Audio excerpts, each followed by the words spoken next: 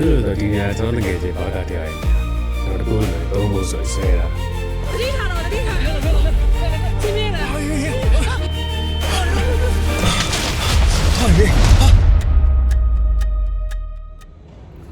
အားလုံးပဲမင်္ဂလာပါခင်ဗျာ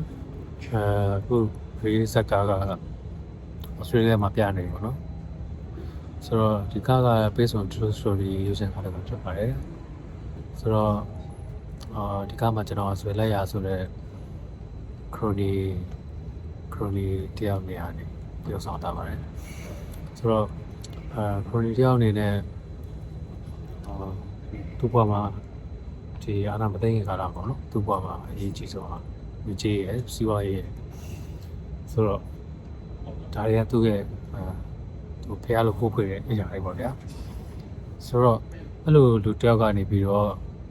ဘယ်လိုဖြစ်လို့ဒေါ်လာလမ်းစဉ်ကိုလိုက်ပြီးတော့ဒေါ်လာရေးတဲ့ဘာသာလဲဆိုတော့စက်ကောင်တခုစိတ်ပြောင်းလဲသူ့ရဲ့ယုံကြည်ချက်တွေသူ့ရဲ့ခံချက်တွေအရာလုံးစားတော့မုံမျောပြောင်းလဲသွားရတော့ဒီဘာလို့စိုးသွမ်းရက်ဆက်ခဲ့ကြလဲဆိုတဲ့အရာတွေကသူ့ကိုဘယ်လောက်ထိဒီအာနာသိမှုနောက်ကမှာစိုးသွမ်းရက်ဆက်မှုတွေကသူ့ရဲ့စိတ်ပိုင်းဆိုင်ရာသူ့ရဲ့ယုံကြည်ချက်တွေကိုဘယ်လောက်ထိပြောင်းလဲသွားစေလဲဆိုတဲ့ character ပေါ့နော်ဆိုတော့အဲ့ character ကကျွန်တော်တည်ဆောင်ထားပါတယ်ဆိုတော့ဖြစ်နိုင်ရင်တော့ဒီဇက်ကားကိုဩစတြေးလျလိုနေရာမှာရိုက်တာမဟုတ်ဘဲနဲ့ကျွန်တော်တို့ဒီထိုင်းနယ်စပ်မြန်မာနယ်စပ်တို့ဒါမှမဟုတ်လည်းမြန်မာဖြစ်နိုင်တော့ပြည်တွင်းထဲမှာပါဗျာအဲ့လိုမျိုးရိုက်ရတော့ပို့ပြီးတော့အသက်ဝင်ပြီးပို့ပြီးတော့လှပတဲ့ဇက်ကားတကားဖြစ်မှာပေါ့ဗျာဟုတ်တော့ကျွန်တော်နိုင်ငံမှာပြစ်ပြက်ခဲ့တဲ့အခြေအနေတစ်ခုကိုရိုက်ထားတာဟုတ်ဆိုတော့အဲ့ဒါဆိုတော့ပိုပြီးတက်ဝင်ပိုပြီးလှပမယ်လို့ထင်တယ်ပိုပြီးကောင်းမယ်လို့ထင်တယ်ဒါကကျွန်တော်ဇလန်မှာထားကျွန်တော်လောဘတစ်ခုပါဆိုတော့ဘာဖြစ်ကျွန်တော်တို့ရှိတာနဲ့အကောင်းဆုံးဖြစ်အောင်ရုပ်ရှင်သမားတွေအနေနဲ့အကောင်းဆုံးဖြစ်အောင်တသက်စာတွေရောစီနီယာတွေရောတီးဥဆောင်တွေရောအကုန်လုံးတက်တယ်တော့စူးစမ်းပြီးတော့လုပ်ထားကြတဲ့ရုပ်ရှင်ကားတွေတကားဖြစ်ပါတယ်ဆိုတော့ဒေါ်လာနဲ့ပတ်သက်တဲ့ခံစားချက်တွေ